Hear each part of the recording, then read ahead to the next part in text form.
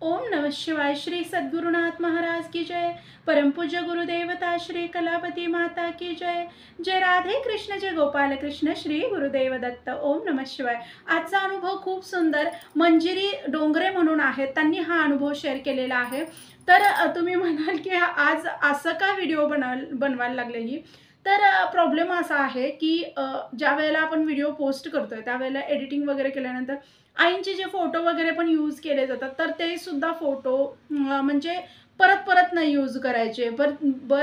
वेगळा कुठला तरी फोटो आपण रोज वापरायला लागलो, तर हा फोटो इथून घेतलेला आहे किंवा तिथून घेतलेला आहे हे सुद्धा असतं। तर बऱ्याच जणांनी मला असं सजेस्ट केले की तू म्हणजे आपलं फेस रिव्हील करूनच तुझे तुझे व्हिडिओ म्हणजे जे आहे ते व्हिडिओ ज्या पद्धतीने मांडायचं आहे ते त्या फेस तुझा दिसू दे। तर बऱ्याच जणांनी असं सांगितल्यामुळं मग म्हटलं ठीक आहे। आता त्यांचे काही रूल्स असतात की जे फॉलो करावे लागतात। आपण जर यूट्यूबवर काम करत असेल तर त्यांचे काही रूल्स आपल्याला फॉलो करावे लागतात। तर अनुभवाकडे येते। तर मंजिरीताई म्हणतात, गेली 18 वर्ष झाली मी आईंच्या मार्गामध्ये आहे आणि ह्या 18 वर्षात खूप सारे अनुभव दिले आईंनी। त्यापेक्षा जास्त आईंनी खूप जवळ घेतलं असं म्हणावं लागेल म्हणतात। म्हणजे कधीही आपण गुरूंनी जवळ घेतलंय, ही गोष्ट जर आपल्याला ओळखायची असेल, तर ही गोष्ट आहे की कुठलीही सिच्युएशन येऊ दे, तिथं आपण खचत नाही किंवा परिस्थिती कुठली पण येऊ शकते आपल्या आयुष्यात। ते प्रत्येकाला फेस करावं लागतंय। पण ते फेस करताना एक-एक वेळेला बरेच जण कोलमडून जातात किंवा बरेच जण देवालाच दूषणं देतात किंवा असं होतंय की बरेच जण त्या परिस्थितीवर मात करू शकत नाही, परिस्थिती त्यांच्यावर हावी होतात। जर तसं होत असेल तर मग गुरूंची साथ कुठेतरी कमी आहे असं म्हणावं लागेल। आणि जर कुठलीही परिस्थिती येऊ दे, आपले प्रारब्धाचे भोग असतात, तर त्याच्यावरून आपल्यावर कुठलीही परिस्थिती येऊ दे, पण त्या परिस्थितीत आपण खंबीर असेन, कणखर असेन आणि त्या परिस्थितीला अगदी म्हणजे चांगल्या दिवसात जसं आपण निवांतपणे राहतोय, तसंच निवांतपणे जर आपण त्या परिस्थितीत सुद्धा राहून त्या परिस्थितीला तोंड देत असेल, तर खूप जास्त गुरूंची आपल्यावर मर्जी आहे। का तर परिस्थिती गुरु म्हणजे आपली पूर्ण सगळी परिस्थिती टाळणार नाहीयेत। म्हणजे तुम्हाला भोग हे भोगावेच लागणार। पण ती ताकद जी असते ना, ती खूप महत्त्वाची असते। त्या म्हणतात की परिस्थिती माझ्या म्हणजे प्रारब्धाचे भोग असल्यामुळे परिस्थिती माझ्या विरोधात होती बऱ्याचदा। पण आईनी इतकं सक्षम केलं की त्या सगळ्यातून मला बाहेर काढलं म्हणतात। तर त्या म्हणतात वयाच्या 10व्या वर्षी मी आईंच्या मार्गामध्ये आले। मी 4थीत वगैरे असेल म्हणतात। तर त्यावेळेला मी आईंच्या मार्गामध्ये आले आणि आई माझी आधीपासून होती। लहान वयापासून आई भजनाला वगैरे घेऊन जायची। तर खूप लहान वयापासून म्हणजे मी 5 वर्षाची वगैरे असेल. पण मी काही नाही जाऊन झोपायची म्हणतात सरळ तिथं मंदिरमध्ये। 4 वर्ष मी मंदिरात झोपण्यातच काढली। आई घेऊन जायची. माझी शाळा सुटायची 12 वाजता म्हणतात त्या आणि मग मी जायची आणि निवांत झोपून द्यायचे मंदिरमध्ये. आईबरोबर भजनाला गेले। तर एकदा म्हणतात मी 10 वर्षाची असताना मला कावीळ झालेली होती म्हणतात आणि कावीळ ज्यावेळेला झाली, त्यावेळेला इतकी माझी कंडिशन बेकार झालेली.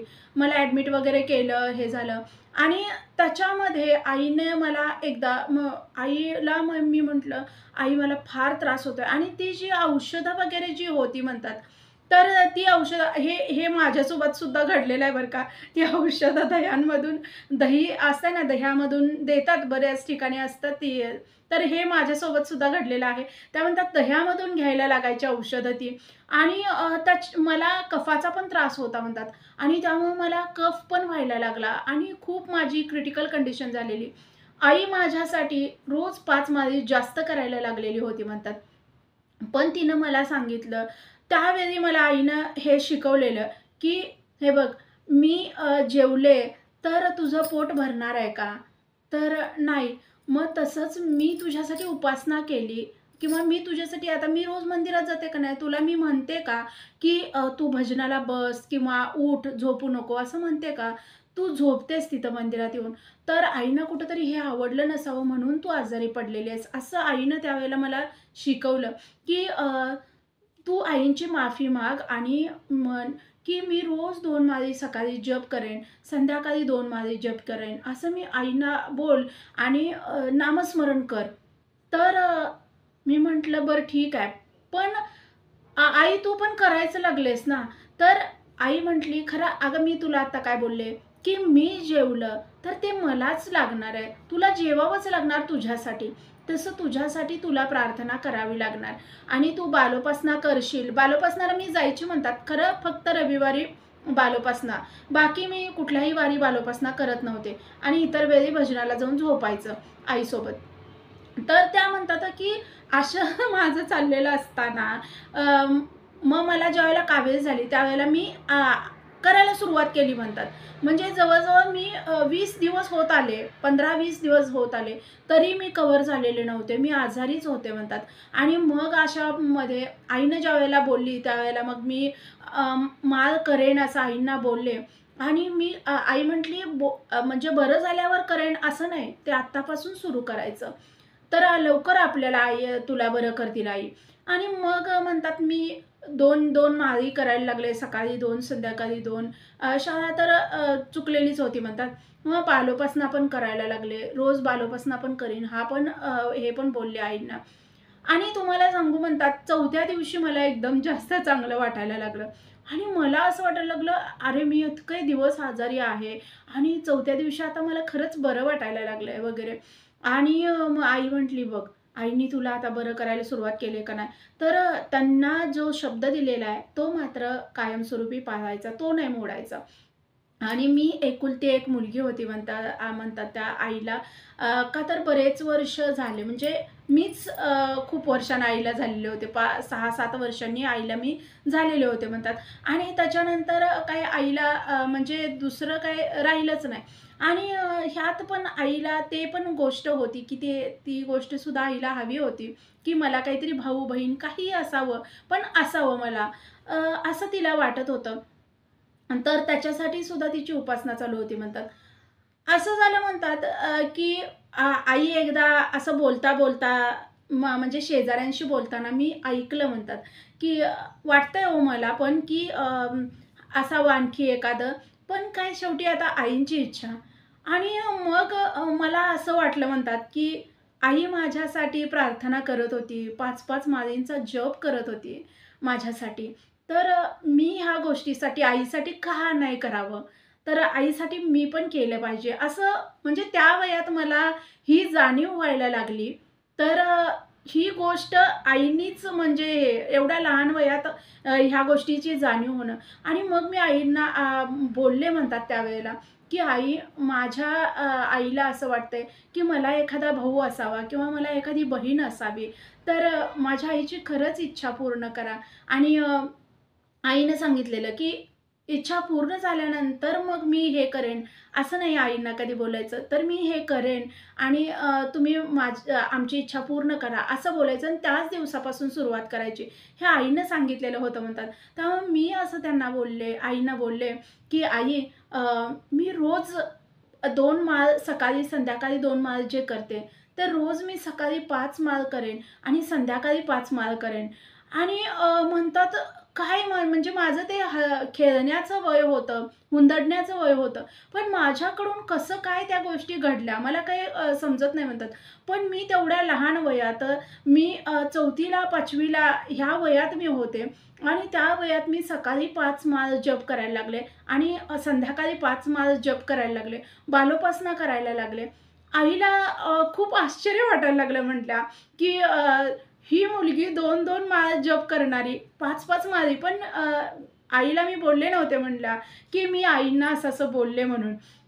आणि मी रोज प्रार्थना करायची आणि आमच्या आईला खूप छान बाळ होऊ दे, मुलगा मला भाऊ होऊ दे किंवा मला बहीण होऊ दे. मला काही त्या गोष्टीचं हे नव्हतं म्हणतात.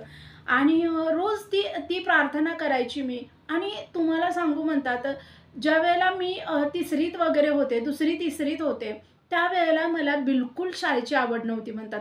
मी फक्त जायची, खेळायची, खूप जास्त आगाऊपणा करायची. रोज शाळेतून तक्रारी असायच्या म्हणतात माझ्याकडे माझ्या घरी. आणि तुमच्या मुलीने येता-येता सुद्धा जे मला न्यायला येतील म्हणजे कधी-कधी मी शेजाऱ्यांच्या सोबत यायची म्हणतात. शेजारची जे काकू असायच्या त्यांचा पण मुलगा होता माझ्यासोबत. त्यांच्यासोबत मी कधी-कधी यायची. तर म्हणतात मी सगळ्यांशी भांडत, कुणाला चिमटे काढ, कुणाला काय कर, कुणाला मार, असं करत रोज कुणाची ना कुणाची तक्रार आईकडे असायची म्हणतात माझ्यासाठी. तर म्हणतात 4थी-5वीत ज्यावेळेला मी गेले, त्यावेळेला ह्या गोष्टी आपसूक कमी व्हायला लागल्या आणि मी शाळेत इतकी होते म्हणतात. नुसता दंगा करणं आणि डबा खाणं ह्याच्या व्यतिरिक्त काही करायची नाही. पण 4थी-5वीत गेल्यानंतर खूप जास्त मॅच्युअर झाले मी. एवढ्या लहान वयातच खूप जास्त मॅच्युअर झाले. आईला तर वाटायचं की ही कधी बाई सुधारेल का नाही. पण म्हणतात मी 4थी-5वीत गेल्यानंतर खूप चांगला माझ्यात बदल व्हायला लागला आणि खूप जास्त अभ्यास अभ्यास आईला मी 4थी-5वीत गेल्यापासून आईला असं कधी म्हणावं लागलं नाही की तू अभ्यासाला बस. आणि ह्या सगळ्या गोष्टी तिला असं वाटत होतं की हा जो बदल व्हायला लागलाय तो नामस्मरणाचा आणि बालोपासनेचा आणि खरंच तोच बदल त्याच गोष्टींचा होता. आणि आईनी खूप जवळ घ्यायला सुरुवात केलेली होती. तर म्हणतात मी अशी 5 माळ जे जप करायला लागलेले होते, ते म्हणतात जवळ-जवळ 6-7 महिने चालू होता तो जप आणि त्याच्यानंतर म्हणतात 6व्या महिन्यातच म्हणतात अ, आई प्रेग्नंट राहिली. आणि मला म्हणजे ते लवकर मला कळलंच नव्हतं म्हणतात. मला लवकर सांगितलं नव्हतं आणि नंतर 1-2 महिन्यानंतर मला म्हणजे माझ्या सेवात सुरू करून 8 महिने झाले असतील म्हणतात आणि त्यावेळेला आईला 3रा वगैरे महिना होता आणि त्यावेळेला आईनं मला सांगितली की आपल्या घरी पण आता बाळ येणार आहे वगैरे.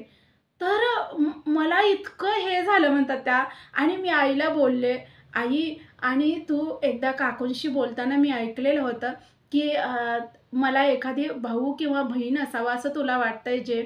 तर मी बोललेले होते त्यांना आईंना, की "आई आणि ही गोष्ट पूर्ण होऊ दे माझ्या आईची. मी 5 माळींचा जप करेन." तर आई इतकी रडली म्हणतात त्या दिवशी. तिला खूप म्हणजे भरून आलं आणि इतका समजूतदारपणा आईंनी तुला दिला ना, हीच सगळ्यात मोठी गोष्ट आहे माझ्यासाठी आणि मला कधी वाटत नव्हतं गं, तू इतकी समजूतदार होशील. असं म्हणून आईनं खूप जवळ घेतलं म्हणतात त्या आणि मला रडली ती खूप ते आनंदाचे अश्रू होते तिचे. तर म्हटली, "आता तू हे जे ठरवलेलं आहेस, हे तुला कायमस्वरूपी करायला जमेल का?" तर मी म्हटलं, "हे कायमस्वरूपी करायचं आता?" तर "मग आता तू आईंना बोललीस?" तर मला ते खूप अवघड वाटायला लागलं, की मला असं वाटायचं, की हां, हे झालं, की आपण बंद करायचं. तर आई म्हटली, "आता तू जे केलंयस ना, तर ते कायमस्वरूपी चालू ठेवायचं बाळा. कधीही माझी एखादी गोष्ट नाही ऐकलीस तरी चालेल, पण आईंनी आपल्या ज्या पुस्तकांमध्ये आपण गोष्टी ज्या ऐकतोय आईंच्या वगैरे, जी पुस्तकं वाचतोय, त्याच्यामध्ये ज्या गोष्टी सांगितलेल्या आहेत, त्या कधी विसरायच्या नाहीत. खूप जास्त आई मला समजावून सांगायची. बाबा पण आईला अनुरूप असे होते. पण नंतर म्हणतात असं झालं, की अ, 3 वर्ष झाली म्हणतात. म्हणजे मला भाऊ झाला नंतर म्हणतात आणि आईच्या इच्छेप्रमाणे सगळं झालं. त्याच्यानंतर मला पण खूप आनंद झाला. मला भाऊ झाला त्यामुळं आणि 3 वर्षानंतर मात्र माझ्या म्हणजे आईच्या सासरकडून म्हणजे माझ्या आजीकडून काहीतरी अशा गोष्टी शिकवल्या जायला लागल्या म्हणल्या, की आईच्यात आणि म्हणजे माझ्या बाबांच्यात कधीही असं होत नव्हतं म्हणल्या, की कधी असं म्हणजे भांडणं किंवा हे असं होत नव्हतं म्हणल्या. म्हणजे असायचे कधीतरी 3-4 महिन्यांनी वगैरे असं. पण ती सारखी ह्यांच्यामध्ये वादावादी व्हायला लागली. माझा भाऊ लहान होता आणि ह्यांच्यामध्ये सारखी वादावादी. आई जे प्रातस्मरण करायची म्हणतात, घरातच करायची ते. ते प्रातस्मरण आईनं 3-4 महिने बंद केलेलं होतं. हे माझ्या लक्षात यायला लागलेलं.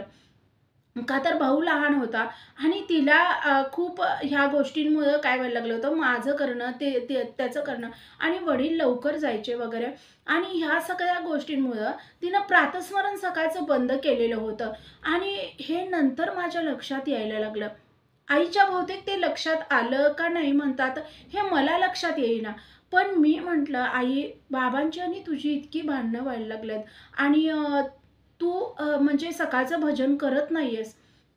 हे माहीत असून सुद्धा ज्या आईनं मलाच शिकवलंय, की आपल्या सेवेत खंड नाही पडला पाहिजे. हे माहीत असून सुद्धा आई स्वतः माझ्या बोलण्याकडे इग्नोर करायला लागली. का तर म्हणजे आपण म्हणतो ना, की बाळंतपणानंतर काहीतरी थोडे हार्मोनल चेंजेस वगैरे होतात. मानसिक थोडीशी बदल होतात आणि त्यामुळं स्त्रियांचे मनावर सुद्धा थोडेसे परिणाम होतात. तर आईची तशी चिडचिड व्हायला लागलेली होती आणि त्यात आजी वगैरे तिकडून काही-काही शिकवायला लागलेली होती वगैरे. तर त्यामुळं बाबा इतके म्हणजे चिडायचे आईवर. "तू असंच केलंस, तू तसंच केलंस." मग आईची पण तेवढीच चिडचिड व्हायची. बाळ लहान होतं आणि मग मला असं वाटायला लागलं, की आपण तर रोज नेमानं करतोय आणि का असं होतंय आणि आईची सेवा चुकते तर आईला पण त्रास आहे म्हणून तर आई सेवा करत नाहीये.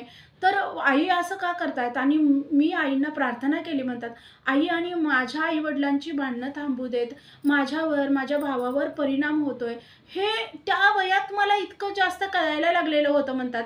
म्हणजे माझ्या वयाच्या मुली आपल्या घरातल्या सगळ्या गोष्टी शेजारी जाऊन सांगायच्या म्हणतात. पण माझ्या सेवेचा, माझ्या नामस्मरणाचा आणि माझ्या बालोपासनेचा इतका चांगला प्रभाव माझ्यावर व्हायला लागलेला होता म्हणतात, की मी माझ्या घरातली कुठलीही गोष्ट कधीही बाहेर जाऊन सांगत नव्हते म्हणतात. 5वी-6वी च्या वयामध्ये मुलं लगेच आपल्या घरात काहीतरी झालेलं असलं वगैरे तर सांगायची म्हणतात माझ्या मैत्रिणी वगैरे, माझ्या आई-वडिलांचं असं झालं, तसं झालं. मी कधीही सांगायची नाही म्हणतात. कधी मला कुणी काही विचारलं तरीसुद्धा आमच्या घरातल्या गोष्टी मी बाहेर म्हणजे माझ्याकडनं पडायच्या नाहीत. ही सगळ्यात जास्त मोठी गोष्ट आईंनी मला दिलेली होती म्हणतात, त्या लहान वयामध्ये.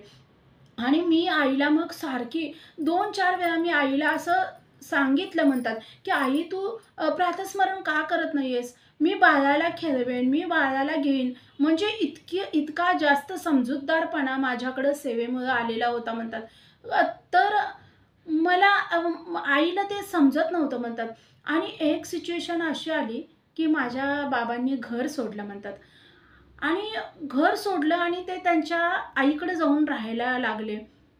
कमीत कमी म्हणतात जवळ-जवळ 4 महिने झाले म्हणतात. बाबा माझे आले नाहीत. आणि आई म्हणजे पैसे पाठवून द्यायचे ते कुणाच्यातरी हातून. पण ते यायचे नाहीत. पैसे पाठवून द्यायचे फक्त. आणि बाळाला बघावं किंवा आपलं बाळ लहान आहे, मुलगा झालाय म्हणून त्यांना इतका आनंद झालेला होता, प्रचंड आनंद. आणि तो इतक्या लवकर तो निघून गेला असं मला तर म्हणजे ते कल्पनाच करवत नव्हती म्हणतात. आणि आई म्हणायची की आले तर येऊ देत, नाही तर जाऊ देत. त्यांना जर गरज नाहीये तर राहू दे. असं. पण आईची सेवा मात्र प्रातःस्मरणाची सुटलेली होती म्हणतात. आणि मग मला 4 महिने होत आले. पण आई असं म्हणायची, पण आई डिप्रेशनमध्ये चाललेली होती म्हणतात. आणि ती गोष्ट माझ्यासाठी म्हणजे तिची मानसिक अवस्था वगैरे बदलायला लागलेली होती. ती त्यातनंच उठून आमचं करायची, हे करायची. पण ते मला जाणवायला लागलेलं होतं आणि त्या गोष्टी लहान वयात मला खूप त्रासदायक व्हायला लागलेल्या होत्या. पण मी माझी सेवा सोडली नाही म्हणतात. मी रोज 5 माळी जप सकाळ-संध्याकाळ करून शाळेला जाऊन येऊपर्यंत. पण मी शाळेत जरी गेले ना, मी एवढी लहान होते, तरी शाळेत गेले तरी मला आमचं बाळ आठवायचं, आई काय करत असेल, असे विचार यायचे म्हणतात. आणि मधल्या सुट्टीत डबा जरी नेलेला असला, आई मला सोडायला यायची म्हणतात त्या. कधी-कधी काकूंबरोबर पाठवायची. तरीसुद्धा मी मधल्या सुट्टीत यायची. त्याच्यासाठी मी कधी-कधी मार पण खायची, की "तुला सोडायला, न्यायला आम्ही येतोय आणि तू का हे करतेस? तू का म्हणजे घरी येतेस दुपारी?" खरं मी आईला सांगू शकायची नाही, "मी तुझ्यासाठी येते आई." हे मी सांगू शकायचे नाही म्हणतात त्या. तर आई ज्यावेळेला मी 2-3 वेळा आईनं मला असं फटकारलं किंवा आईनं मला ओरडली, त्यावेळेला मी एकदा न राहून म्हटलं, की "तू एकटी असतेस बाळाला घेऊन आणि तू सारखी त्रास करून घेतेस म्हणून मी येते बघायला तू काय करतेस म्हणून." त्यावेळेला आईनं जवळ घेऊन त्या बोलल्या, इतकी रडली आई की म्हणजे मला असं वाटायला लागलं की आईला कसं समजवू? आणि मी त्या दिवशी आईला बोलले म्हणतात, "आई तू प्रातःस्मरण चालू कर परत." आणि ती जवळ घेतली मला आणि खूप रडली आणि म्हटली, "तुझ्यासाठी करेन मी. तू इतक्या वेळेला मला सांगितलेस, तरीसुद्धा माझ्याकडून ते झालं नाही." तर हे जे असतात ना, हे प्रारब्धाचे भोग आपण म्हटले पाहिजेत. म्हणजे आपल्याला माहीत आहे, की ह्या गोष्टीशिवाय आपण सगळ्या गोष्टीत फेल होणार आहे. एकदा गुरुमार्ग धरलाय ना आपण, तर आपल्याला मागं फिरायला रस्ता नाही. हे प्रत्येकासोबत आहे आपल्या. एकदा आपण गुरु केलेत ना, तर त्यांच्या चरणाशिवाय कुणीही आपल्याला तारू शकत नाही आणि तिथून मागं फिरून आपलं कधीही कल्याण होणार नाही. तर आईनं मला तसं म्हणल्या आणि तू शाळेला जा. मला मग शेजारच्या एक दादा होता, त्याला बोलवलं म्हणली तिनं आणि जरा जा रे हिला सोडून ये जा शाळेत. आणि आई म्हटली तसं परत कधीही यायचं नाही हां मधून. मी अगदी व्यवस्थित आहे आणि मी रोज प्रातस्मरण करणार बाळा आणि तू यायचं नाही. आणि मग मी गेले रडत म्हणल्या आणि दुसऱ्या दिवशीपासून आईनं प्रातस्मरणाला सुरुवात केली म्हणतात. प्रातस्मरणाला सुरुवात केली तिनं. रोज प्रातस्मरण करायची वगैरे. पण जवळ-जवळ म्हणतात वर्ष झालं, तरी बाबा काही परत आले नाहीत. आणि पण मी आईला रोज म्हणायची, "प्रातस्मरण खरं सोडू नकोस हं आई. बाबा पैसे पाठवून देतात ना, बाबांचं आपल्यावर प्रेम आहे." म्हणजे मी एवढ्या छोट्या वयात मी आईला हे समजवायचे. आईला खूप कौतुक वाटायचं.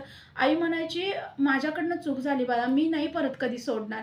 आणि मग एक वर्ष होऊन गेलं म्हणतात आणि माझा वाढदिवस आला.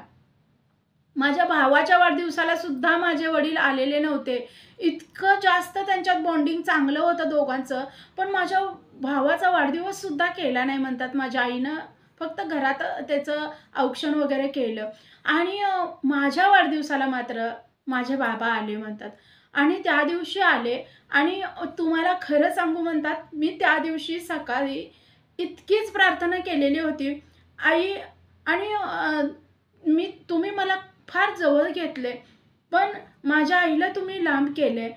माझे आई-बाबा मला एकत्र पाहिजेत. ही सकाळीच वाढदिवसा दिवशी मी प्रार्थना केलेली होती म्हणतात. म्हणजे मी 6वीला गेलेले होते त्यावेळेला आणि त्या वयात मला आता वाटते, की मी त्या वयात किती मॅच्युअर झालेले होते. आणि मला आई-बाबा एकत्र पाहिजेत. आम्हाला वाटलं सुद्धा नव्हतं म्हणतात, की माझे बाबा येतील. पण त्या दिवशी माझे बाबा केक वगैरे घेऊन सगळं घेऊन आलेले होते. म्हणजे मुलाच्या वाढदिवसाला सुद्धा जो माणूस आला नाही, तो मुलीच्या वाढदिवसाला येईल का? असं सगळ्यांनी म्हणजे आशाच सोडलेली होती. पण माझे वडीलसुद्धा आले आणि माझे मामा वगैरे सगळेजण त्या दिवशी आलेले. मला इतका आनंद झाला आणि आई इतकी रडली. आत जाऊन ती बाबांना बघितल्यानंतर आत जाऊन ती म्हणतात, इतकी रडत होती, इतकी रडत होती. पण ती बाहेर येईना. आणि मग माझे बाबाच आत गेले. आणि तुम्हाला सांगू म्हणतात, ती ज्या ठिकाणी उभारलेली होती, म्हणजे ती बरोबर देव्हाऱ्याच्या समोर अशी उभारलेली होती म्हणतात. आणि ती रडत होती फक्त. आणि त्या त्या म्हणतात, की माझे बाबा आत गेले आणि त्यांनी पहिल्यांदा जाऊन आधी देव्हाऱ्यापुढं आईना नमस्कार केला आणि आईची माफी मागितली. तर आईला इतकं रडू यायला लागलं होतं आणि मी आत पळत गेले, की हे दोघं भांडतायत का काय असं म्हणून मी आत गेले. आणि त्या दिवशी मला असं वाटलं, की मला जे पाहिजे होतं ते आईंनी दिले. आणि मी बाबांच्या पाया पडले म्हणलं आणि अगदी पायाला असं घट्ट धरलेलं मी बाबांच्या पायाला म्हणतात त्या. आणि मी म्हटलं, की "बाबा आता जायचं नाही तुम्ही. तुम्ही गेला तर मी परत कधीच नाही बोलणार तुमच्याशी." आणि त्या दिवशी माझे वडील इतके रडले म्हणतात आम्हाला दोघींना घेऊन. आणि म्हणजे त्यांना कधी माझ्या भावाचं सुद्धा इतकं वाटलं नाही. पण माझ्यावर फार त्यांना आणि माझ्या स्वभावात झालेला जो बदल होता ना, त्याच्यामुळं माझे बाबा माझ्याकडं फार जास्त हे झालेले होते म्हणतात. आणि मग त्यांनी त्याच्यानंतर कधीही माझे बाबा गेले नाहीत म्हणतात. आणि म्हणजे जात येत होते माहेरी वगैरे. पण मी जे बोलले आईंना, त्या गोष्टी आईंनी माझ्यासाठी करवून आणल्या म्हणतात. माझ्या वाढदिवसा दिवशी एवढं मोठं सरप्राईज दिलं आईंनी मला. ते सगळ्यात मोठं आईंनी दिलेलं मला हे होतं म्हणतात. एवढ्या वर्षाच्या सेवेचं सगळ्यात मोठं दिलेलं बक्षीस असं म्हणावं लागेल म्हणतात, जे आईंनी दिलेलं होतं. आणि त्याच्यानंतर मग म्हणतात माझे कॉलेज झालं. मी एम-एस-सी वगैरे सगळं कंप्लीट केलं. एम-एस-सी कंप्लीट करून मी जॉबला लागले. आणि 4 वर्ष, 5 वर्ष म्हणजे मी शिकत होते त्यावेळेपासूनच मला स्थळं बघायला सुरुवात झालेली होती म्हणतात. पण काय व्हायचं म्हणतात, की स्थळं येणार आहेत, पण ती यायचीच नाहीत घरापर्यंत म्हणतात. मग म्हणजे हे पाहुणे येणार आहेत, पण यायचे नाहीत. पहिले 2-3 स्थळं तसं झाल्यानंतर एवढं काय वाटलं नाही, ते काही लक्षात पण नाही आलं म्हणतात. पण हे सलग 7-8 स्थळांसोबत असंच, की ते येणार आहेत, पण यायचेच नाहीत. आणि मग असं आईला त्यानं वाटायला लागलं, की असं का व्हायला लागलंय? त्याच्यात माझा भाऊ पण चांगला शिकलेला होता म्हणतात. त्यानं पण इंजिनिअरिंगला ॲडमिशन घेतलेलं होतं. सगळं आईंच्या कृपेने सगळं व्यवस्थित झालेलं होतं. पण माझ्या लग्नातही असे अडथळे यायला लागले. 7-8 स्थळं अशी येणार म्हणून नाही यायची, येणार म्हणायची, नाही यायची. आणि एक स्थळ आलं म्हणतात. म्हणजे ज्यावेळेला मी म्हणजे जॉबलाच गेलेले होते आणि तिथं कळलं की येणार आहेत आणि संध्याकाळी तर लवकर ये, कुठं मैत्रिणींसोबत जाऊ नको वगैरे आई बोलली. आणि मग मी आले, आवरलं म्हणतात आणि ते स्थळ आलं म्हणतात. म्हणजे घरी आले ते. आईला फायनली वाटलं की हां, एक तरी पहिलं तरी स्थळ आलं हिला. आणि त्यांनी सांगितलं की पसंत आहे मुलगी म्हणून. लगेच सांगितलं आम्हाला की पसंत आहे मुलगी.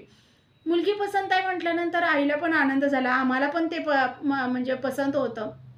मुलगा इंजिनिअर होता म्हणतात आणि त्यामुळं पसंत होतं आणि चांगलं म्हणजे औरंगाबादमध्ये वगैरे त्यांचं सगळं व्यवस्थित होतं.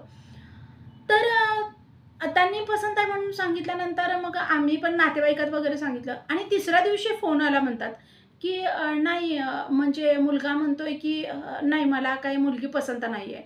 तर तो आमच्यासाठी तिथं म्हटला. असं जे आलं ते म्हटले, की मुलगा आलाय समोर आणि त्यानं पसंत आहे म्हणलं आणि आता म्हणतात, की आमच्यासाठी म्हटला आणि मग मला एवढं वाईट वाटायला लागलं, की असं का व्हायला लागलंय हे आणि स्थळं येतायत आणि हे पहिल्यांदाच आलं, पसंत आहे म्हणून सांगितलं आणि नंतर असं. तर आईला टेन्शन वाटायला लागलं, की असं का व्हायला लागलेलं आहे म्हणून. तर आईनं त्यावेळेला म्हणतात, की म्हणजे सिद्धारूढ महाराजांना बोलली म्हणतात, की "मी मठात येईन आणि म्हणजे ज्यावेळेला पण लग्न ठरेल त्यावेळेला मठात येईन आणि जे पण त्यावेळेला माझी जे पण ऐपत असेल त्याप्रमाणे मठात म्हणजे दान करेन.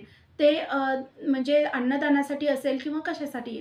माझ्या ऐपतीप्रमाणे मी दान करेन आणि माझ्या मुलीचं तेवढं लग्न जुळून येऊ दे आणि तिथं जेवढं मी दान केलंय, तेवढंच हिच्या लग्नाच्या वेळेला म्हणजे माझ्या ऐपतीप्रमाणे जिथं तिथं जे दान केलंय, तेवढंच तिच्या लग्नाच्या वेळेला सुद्धा मी म्हणजे गरिबांमध्ये तेवढेच हे म्हणजे जे पण काही गरजू असतील, तर तेवढंच इथं पण तिच्या लग्नात दान करेन. असं ते आईनं बोलली म्हणतात. तर म्हणतात म्हणजे सोमवारचंच आईनं सिद्धारूढ महाराजांच्या फोटोसमोर ही गोष्ट बोलली आणि त्याच्यानंतर म्हणतात एक पुढच्या सोमवारी मला स्थळ सांगून आलं आणि मी अजून मी म्हणजे निघायच्या गडबडीत होते, ऑफिसला जायच्या गडबडीत होते म्हणतात आणि ते सांगितलं त्यांनी. तर दुपारी येतो म्हणून सांगितलं त्यांनी. तर आई काय बोलली, "ती नसते तर संध्याकाळी यायला जमेल का?" तर त्यांनी म्हटले, "ठीक आहे." मग आई बोलली, "संध्याकाळी लवकर ये." आईला खूप आशा म्हणजे हे झाली, की मी मागच्या सोमवारी बोलले आणि ह्या सोमवारी हे आलेलं आहे. तर मग म्हणतात ठीक आहे म्हणून आम्ही सांगितलं आणि ते स्थळ बरोबर संध्याकाळी आलं म्हणतात. ते स्थळ आलं आणि त्यांनी बोलणं वगैरे सगळं झालं आणि मग म्हटलेत, "ठीक आहे, आम्ही विचार करून सांगतो." विचार करून सांगतो म्हटल्यावरती आईला असं वाटलं, की काय माहिती हे होतंय का नाही वगैरे. पण खूप चांगलं होतं म्हणल्या. ते पण स्थळ तो पण मुलगा इंजिनिअरच होता म्हणल्या आणि सगळं चांगलं होतं ते पण.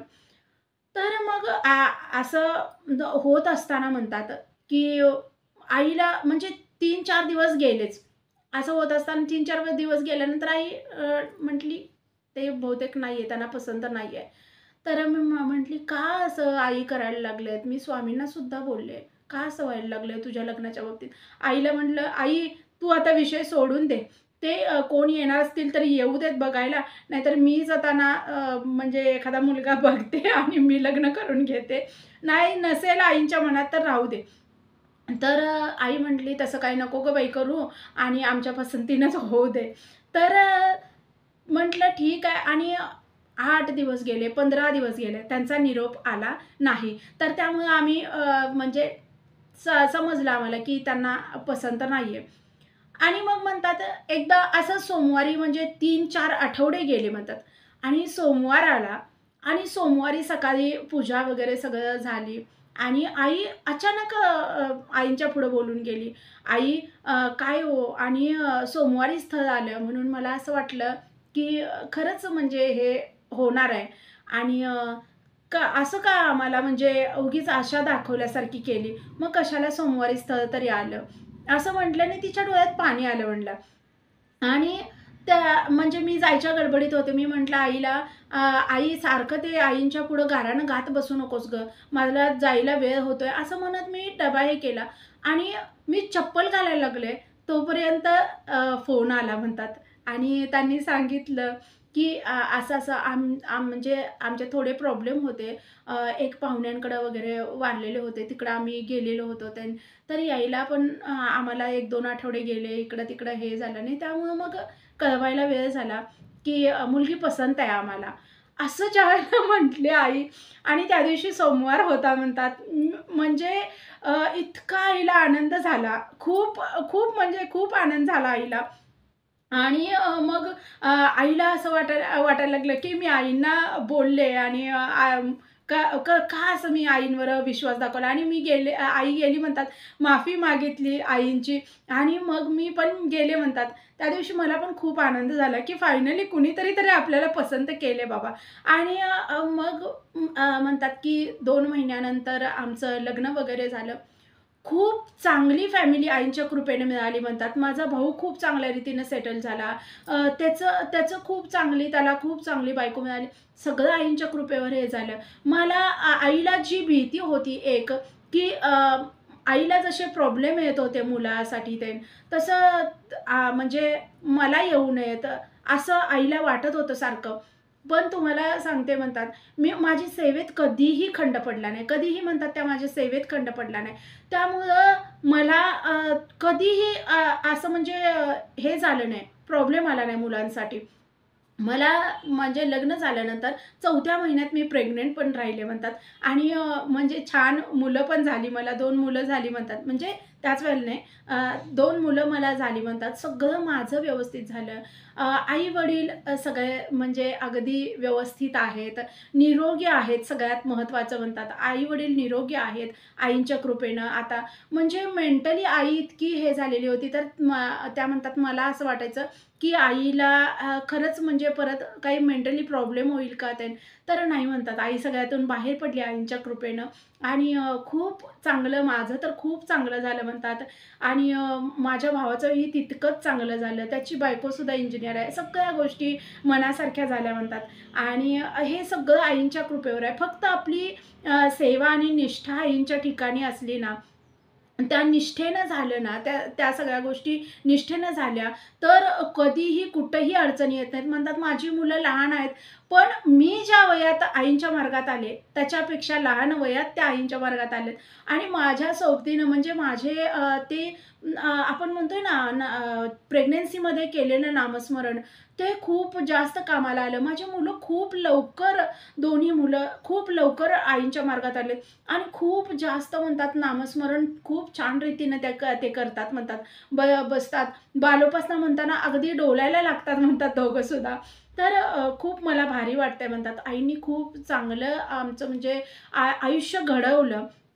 तर हे घडवण्यासाठी आपल्याला पहिल्यांदा म्हणतात, की उपासनेत खंड नाही पडू दिला पाहिजे. उपासनेत खंड पडला तर सगळ्या गोष्टी मागं फिरायला सुरुवात होत्या. सगळ्या चांगल्या गोष्टी आपल्या आयुष्यातनं निघून जायला सुरुवात होत्या. तर पहिल्यांदा नेम हा आपण काय केला पाहिजे, दृढ धरला पाहिजे. म्हणजे नेम तुटला नाही पाहिजे आपला कधीही, असं त्या म्हणत होत्या. तर व्हिडिओ आवडला तर like, share and subscribe. Shri Sadgurunath Maharaj की जय. परमपूज्य गुरुदेवता श्री कलावती माता की जय. जय राधे कृष्ण, जय गोपाल कृष्ण, श्री गुरुदेव दत्त. ओम नमः शिवाय.